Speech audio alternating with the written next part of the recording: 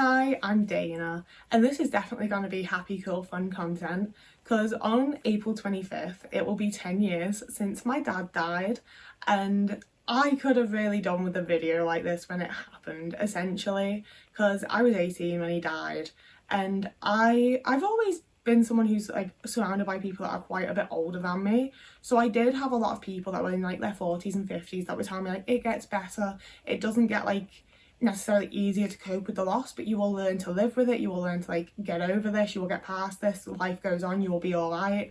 And it was one of those things where I sort of looked at them and I was like, of course it fucking is for you. Of course you got past and got over it. Your dad died when you were like 36, 37, 40, whatever. You know, they were all people that had their parents for a lot longer than I had. And it was like, your dad got to meet your kid. Your dad got to walk you down the aisle at your wedding. Your dad got to be there with you for all these different life events that my dad, I don't have one for it. Like, of course you get over it. I don't think I'm going to. And I did. I have, to be honest with you. And I'll give, for anyone that's like new to the channel, I do think some of it's that I'm autistic. I just sort of dealt with it and got over it, to be honest with you. But I obviously wouldn't be making a video if that was like really truly the case. Because it's one of those things where like, I have times when I don't think about my dad at all for like weeks on end. And I do feel bad about that sometimes, but also I only had the man for the first 18 years of my life. He wasn't all that present in them in the first place. And it's been 10 years, you know? Like, I think it'd be weirder if I did think about him all the time, to be honest with you. And it is usually around April, like it's March, April time that I start actually thinking about him, because his birthday was March 3rd, and then my mum's birthday was March 22nd, and then mine's on the 28th, and then he died on April 25th. So it comes up, I think about it, it's in my mind, but it's nowhere near as regularly as it was. The first year that I lost my dad was fucking horrible. It feels like an absolute blur, and I mostly remember the seasons, because every time I saw like a big shift in the seasons, when it snowed, when it went from being like quite sunny to being really rainy, because he died in the spring, when it went into summer I was like, why is it hot, like what is happening? And then when it started going into autumn I was like, oh, the first autumn without my dad, he's not seeing these leaves on the trees change, he's not seeing it get colder, he's not starting to like stock up on the things that he likes to eat during this time, like he doesn't exist in the world anymore. And that was really hard and weird, and I didn't enjoy that an awful lot. And then I just sort of got used to it, honestly. Like, it feels really rude and mean to say, because I know that, like, it's the whole thing of, like, you're supposed to cherish your loved ones forever, and they're always with you as long as you remember them. And, like, I do remember him, and I feel like I posted a video, like, a year or two after he died. I don't know if it's private on my channel, to be fair. But I remember talking about in that video how I was like really comforted and felt a lot better from the fact of like, I am a part of him. Like, that can't be denied. Like, I share some of his DNA, I look like him, like I have the same eye colour as him. Like, I very much, you know, like just by existing as a person, the memory of my father lives on in me because he's my father. Like, you know? And I understand that might not be useful to everyone, because like not everyone's dad is their biological father, it's not always like that, but that was a big thing for me. And I think that's something that I really like massively internalised, and like even if I'm not thinking about him regularly and I'm not like constantly like, you know, like I haven't cried about him being dead in years, because it's just what's the fucking point in crying? Like, he's dead, it's been 10 years, I don't cry over it anymore. But I do have one little thing as well, because when I moved out when I was 16, so I especially like, I feel like you can tell from that I didn't have that great of a relationship with either of my parents. But when I moved out, my dad got me a plant as a housewarming gift, and he wasn't one to give presents, he wasn't one to think about doing that kind of thing. So it was a really big deal to me that my dad had like gone out of his way and like thought about me during his day and been like, I'm going to get my daughter this plant. And I've had it ever since. And the thing is, I go through autistic burnout, I go through periods where I'm not doing so well, I go through periods where like my housing situation isn't very secure and doesn't feel very good. It's died a bunch of times, and every single time at some point it comes back, and like I'm not a super like spiritual, like touchy, like in-depth emotional type of person. It's just not who I am. But that, I'm never getting rid of that plant, you know, like that does feel like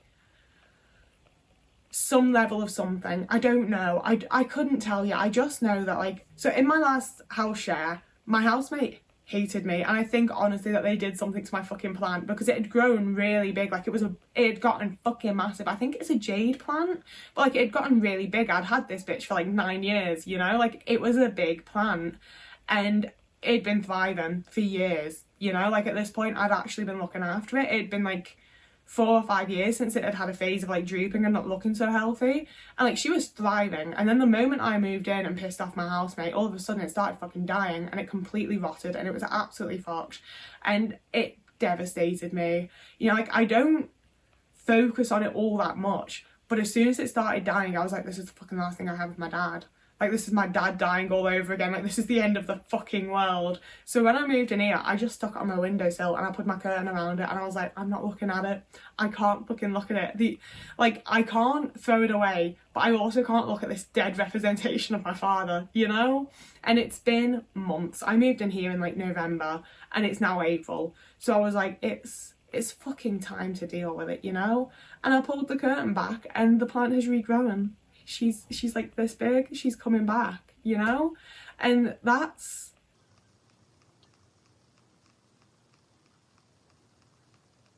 it's made me think a lot about my dad. And I had a conversation with a friend about it as well, where they said like how they collect little like rocks and pebbles to show like people that they love them, and like, you know, the gift giving love language type of thing.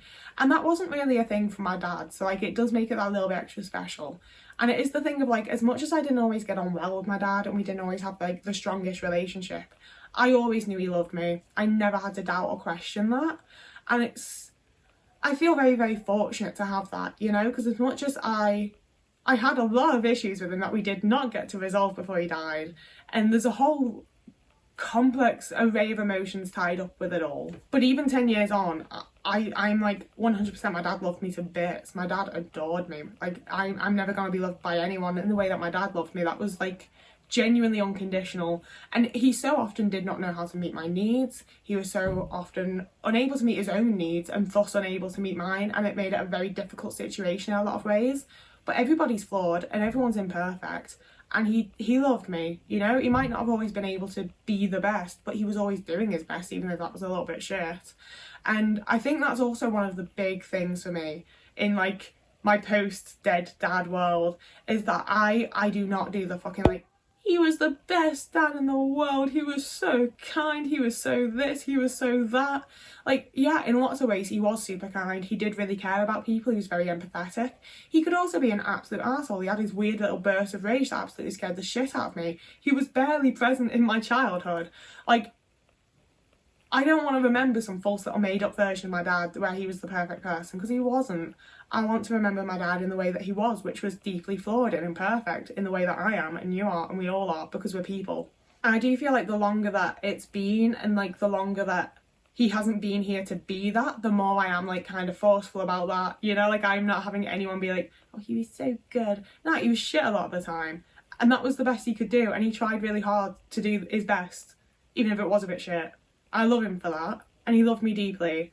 And to round off the video, I do think a good part of why I wanted to talk about it here and make a video about it is, as much as like I do think I could have done with this type of video from someone not my age, but like someone under the age of like 45 that had dealt with losing a parent, you know? Like, it just feels like a very different experience. I felt like it was a very different experience for me than it was for the older people I was talking to.